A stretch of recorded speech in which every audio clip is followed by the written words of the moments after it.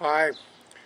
On Friday, July 30th of this year, 2010, the 86th running of what may be the oldest canoe race in North America, the Duncan Shield, will be held at Loon Lake, Ontario, 20 minutes east of Thunder Bay.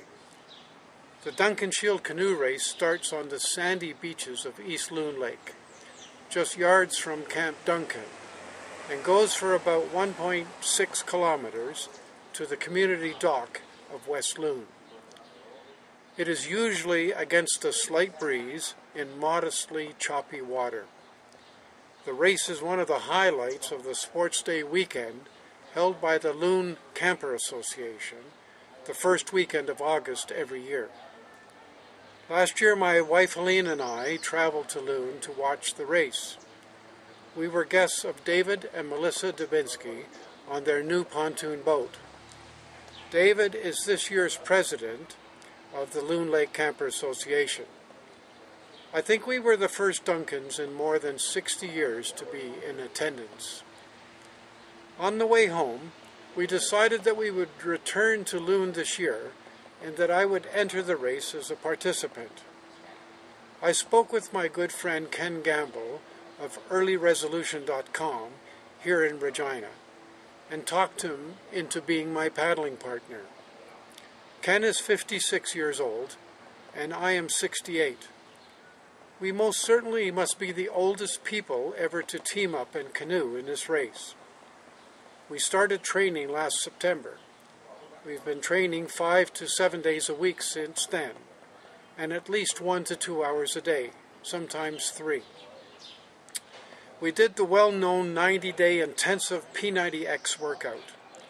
We went to our local YMCA here in Regina 2 to 3 times a week all winter to practice paddling in the pool.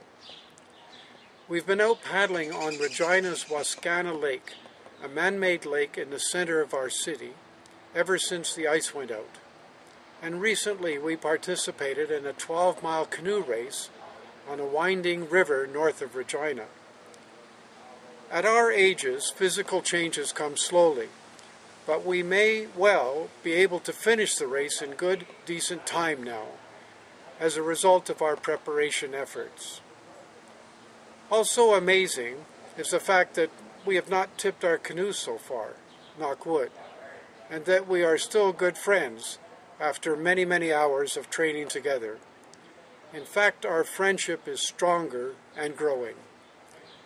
When Helene and I were visiting Loon Lake last summer, we also visited Camp Duncan, the camp named after our family and situated on land gifted to the United Churches of Thunder Bay by my grandmother after the passing of my grandfather.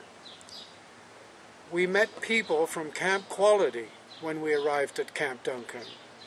Camp Quality rents Camp Duncan every year for a week to put on a camp for children with cancer from the Thunder Bay area. The Camp Quality people were proud to tell us of how every year many Loon cottagers arrive at Camp Duncan with their pontoon boats and take the youngsters of Camp Quality on a tour around the lake. They feel proud of this community support. It must also be a spectacular sight to see this train of pontoon boats travel around the lake. And so it came to my mind that I would seek financial pledges from my family, friends, neighbors, and associates in support of my entry into the Duncan Shield race, and that those pledges could go to maintaining and improving the Camp Duncan infrastructure used by the Camp Quality people every year. By blending the Duncan Shield canoe race with a Camp Duncan infrastructure project, it is hoped that we further and foster the understanding of the great history of this race. I set up this website and I sought and was granted permission for the project from the Camp Duncan executive, the Camp Quality executive, and the Loon Lake Campers Association. Now I'm able to challenge my fellow racers, not only in the race, but to register their boats on the pledge site and join us in seeking pledges for this cause. Last year's Duncan Shield winner and past Loon Lake Camper Association president, Dave Bradley, is the first to join with Ken and I in this challenge. Dave is seeking his 6th win of the Duncan Shield. His paddling partner is Bruce Halverson. Bruce also challenges his fellow racers to register and seek pledges. The history of the Duncan Shield is enormous. From my family's point of view alone, my father won the race in 1933. His brother, my Uncle Fred, won it the next year.